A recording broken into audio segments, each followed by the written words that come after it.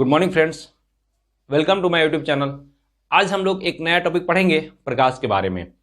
तो यह जो है क्लास 10th फिजिक्स का पहला चैप्टर है और यह परीक्षा की दृष्टि से काफ़ी इंपॉर्टेंट है और इसे काफ़ी प्रश्न पूछे जाते हैं। तो चलिए आज हम लोग इसके बारे में अध्ययन कर रहे हैं। प्रकाश हम कहते किसे हैं, इसके बारे में थोड़ा सा जानेंगे।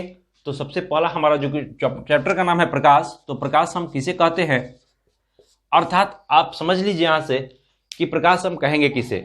किसी भी वस्तु को अगर हमें देखना है तो एक प्रकार की ऊर्जा की आवश्यकता होती है। किसी वस्तु को हमें देखना है तो हमें क्या चाहिए, एक प्रकार की ऊर्जा चाहिए। वह ऊर्जा को हम क्या कहेंगे, प्रकाश कहेंगे। रूम की लाइट को ऑफ कर देते हैं तो क्या हमें कोई भी वस्तु दिखाई पड़ेंगी? तो आप बोलेंगे नहीं पड़ेंगी। क्यों? क्योंकि रूम में अंधेरा हो जाएगा। अंधेरा कब होगा? जब रूम में प्रकाश नहीं होगा तो रूम में क्या होगा, अंधेरा होगा। और अंधेरा होगा तो हमें कोई भी वस्तु दिखाई नहीं पड़ेगी। अर्थात हमें जब किसी भी वस्तु को देखना है तो हमें चाहिए क्या, प्रकाश चाहिए। क्या चाहिए? प्रकाश चाहिए। और प्रकाश है क्या? तो प्रकाश एक ऊर्जा है। क्या है? प्रकाश एक ऊर्जा है। और तो हमें यहां से क्या पता चला कि हम प्रकाश किसे कहते हैं। तो प्रकाश हम किसे कहेंगे? तो प्रकाश हम उस ऊर्जा को कहते हैं जिससे हमें कोई भी वस्तु दिखाई देती है। या आप ये भी कह सकते हैं कि प्रकाश क्या है, तो प्रकाश ऊर्जा का एक रूप है जिससे हमें वस्तुएं क्या होती हैं, दिखाई देती हैं। ठीक है। या आप ये भी कह सकते हैं कि जिससे हम किसी भी वस्तु को देखते हैं उसे क्या कहते हैं, प्रकाश कहते हैं। ठीक है, तो हमें विश्वास से ये क्लियर होगा। अब देखिए प्रकाश के बारे में हमारे एक वैज्ञानिक हैं आइंस्टीन जी ने 1905 में बताया। क्या? आइंस्टीन जी ने 1905 में हम लोगों को बताया कि प्रकाश क्या है, एक ऊर्जा का रूप है। लेकिन प्रकाश के जो ऊर्जा हैं वह छोटे छोटे बंडलों के रूप में होते हैं। किसमें होते हैं? छोटे छोटे बंडलों के रूप में चलते हैं। ठीक है, तो प्रकाश की ऊर्जा छोटे छोटे बंडलों के रूप में चलते हैं। और इस बंडल को हम क्या नाम से जानते हैं? तो इस बंडल को हम क्या बोलते हैं? फोटोन बोलते हैं। ठीक है, तो इसके बारे में आइंस्टीन ने हमें बताया था। कब? 1905 में। ठीक, अब हम चलते हैं प्रकाश के गुण के बारे में अध्ययन करने। देखिए किसी भी वस्तु का गुण, जब गुण के बारे में आपसे पूछा जाए कि कोई भी वस्तु का गुण क्या है, तो गुण उसकी अच्छाई होती है। क्या होती है? उसकी अच्छाई। यानी उसके अंदर क्या अच्छाई है वही अच्छाई उसका क्या है, गुण है। तो इसी प्रकार प्रकाश का गुण क्या है? तो प्रकाश की जितनी भी अच्छाई हैं वह प्रकाश की गुण है और प्रकाश की जो भी बुराइयां हैं वह उसकी क्या हो जाएंगी, दोष हो जाएंगी। तो चलिए हम प्रकाश के गुण का पहला गुण का अध्ययन करते हैं। तो मान लीजिए प्रकाश का पहला गुण क्या है, तो यहां हम समझेंगे। मान लीजिए हम एक टॉर्च को लेते हैं और टॉर्च को जला देते हैं। टॉर्च को जलाते हैं तो टॉर्च का प्रकाश एकदम सीधे जाता है। कहां जाता है? सीधे जाता है और एक दीवार हो या कोई भी जगह हो वहां जाकर रुक जाता है। तो अर्थात यहां क्या पता चला कि प्रकाश, टॉर्च को जो हम जलाएं तो यह प्रकाश कैसे गया? सीधा गया। कैसे गया? सीधा। तो यह जो है इसका गुण है। क्या है? गुण है कि प्रकाश हमेशा सीधा ही चलता है। देखिए अगर आपको यहां नहीं क्लियर हो रहा है तो आप देखिए अपने घर में मान लीजिए कोई एक खिड़की है और खिड़की से प्रकाश आ रहा है, सूर्य का प्रकाश। तो आप देखेंगे ऐसे जाता है, एकदम जैसे आएगा वैसे ही एकदम जाता है, घर में ऐसे ही प्रवेश करता है। तो प्रवेश करने के बाद वह किसी जगह पे जाकर के रुक जाता है। तो यह या तो ऐसे रुक जाए और या ऐसे भी हो जगह तो ऐसे भी जाकर रुक जाता है। तो ये भी क्या है इसका, देखिए ये कैसे जा रहा है, तो ये सीधे जा रहा है। कैसे है? तो बिल्कुल यहां से ये सीधे जा रहा है। अर्थात ये क्या है इसका, प्रकाश का यह गुण है कि प्रकाश जो है हम हमेशा ही कैसे गमन करता है, तो प्रकाश एक सरल रेखा में। सीधा माने क्या? सरल रेखा। सीधा माने सरल। तो प्रकाश जो है एक सरल रेखा में गमन करता है। ठीक है, यह प्रकाश का पहला गुण है। प्रकाश का दूसरा गुण क्या है कि प्रकाश के संचरण के लिए किसी माध्यम का आवश्यकता नहीं होता है। प्रकाश निर्वात में भी गमन कर सकता है। देखिए तो यह नहीं है कि हमेशा माध्यम में गमन नहीं करेगा, यह बात नहीं है। प्रकाश माध्यम में भी गमन करता है और प्रकाश निर्वात में भी गमन करता है। इसके बारे में हम लोग को पढ़ना है अगले टॉपिक में कि प्रकाश किस किस माध्यम में गमन करता है और किस किस माध्यम में गमन नहीं करता है। इसके बारे में हम लोग पढ़ेंगे। अर्थात कुछ ऐसा माध्यम है जहां प्रकाश गमन नहीं करता है और कुछ ऐसा माध्यम है जहां प्रकाश गमन करता है। जैसे मान लीजिए लोहा हो, लोहा ऐसा माध्यम है जिसमें प्रकाश गमन नहीं कर सकता। दीवार, लकड़ी, अर्थात अपारदर्शी माध्यम जितने भी हैं इसके बारे में हम बताएंगे। अपारदर्शी क्या होता है और पारदर्शी और पारभाषक क्या होता है, विस्तृत बताएंगे, लेकिन आप यहां समझ जाइए कि अपारदर्शी माध्यम में प्रकाश गमन नहीं कर सकता और पारदर्शी माध्यम में प्रकाश गमन कर सकता है। पारदर्शी और प्रभासी माध्यम में प्रकाश गमन कर सकता है। ठीक है, तो यहां ये बोला गया आपसे कि प्रकाश का संचरण के लिए किसी माध्यम का आवश्यकता नहीं होता। ऐसा नहीं है कि माध्यम होगा तभी प्रकाश गमन करेगा, नहीं, माध्यम में भी गमन करेगा और प्रकाश निर्वात में भी गमन करेगा। अब यहां एक शब्द आ रहा है कि प्रकाश निर्वात में गमन करता है, प्रकाश निर्वात में भी गमन कर सकता है। तो निर्वात का अर्थ क्या होता है, पहले हम इसको समझेंगे। शब्द एक आया है निर्वात। निर्वात का अर्थ क्या होता है? देखिए, निर्वात हम कहते किसे हैं?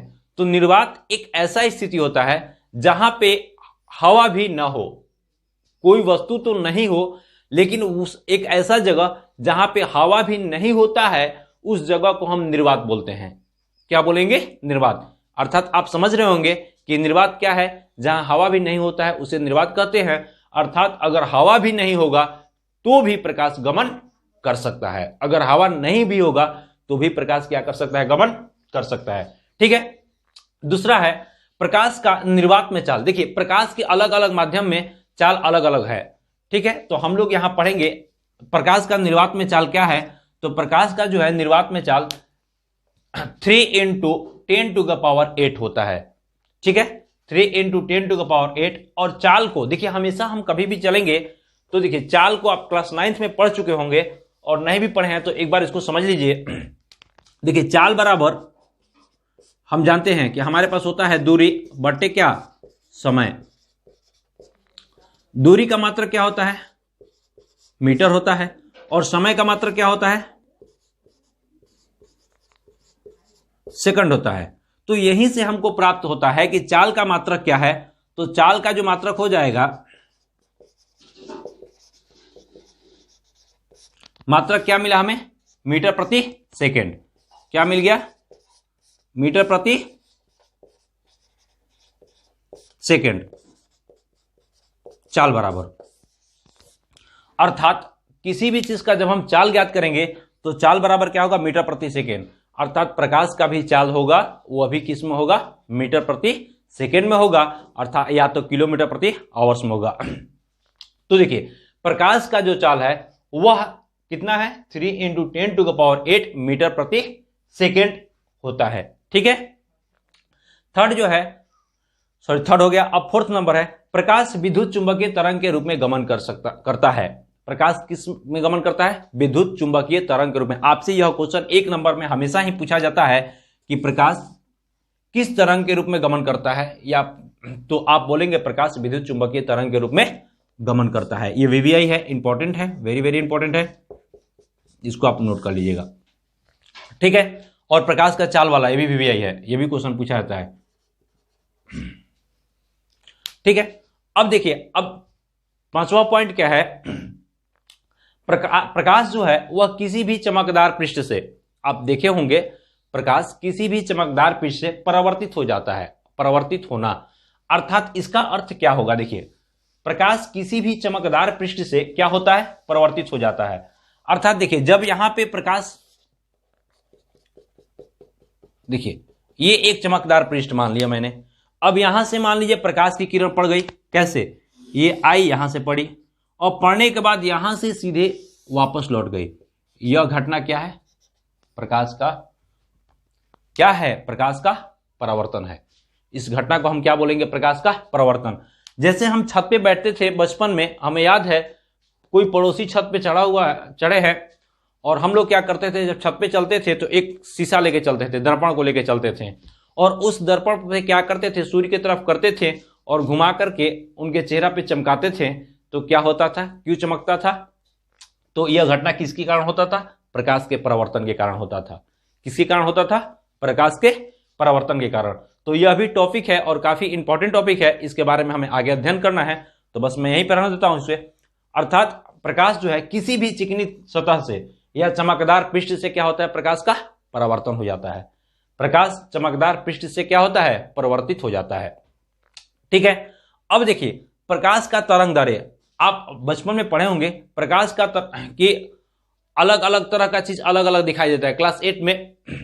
तो प्रकाश में कई कलर है। प्रकाश जो एक सूर्य से प्रकाश आता है वह श्वेत प्रकाश होता है, और उस श्वेत प्रकाश में कई कलर है, 7 कलर है, कई अर्थात 7 कलर है।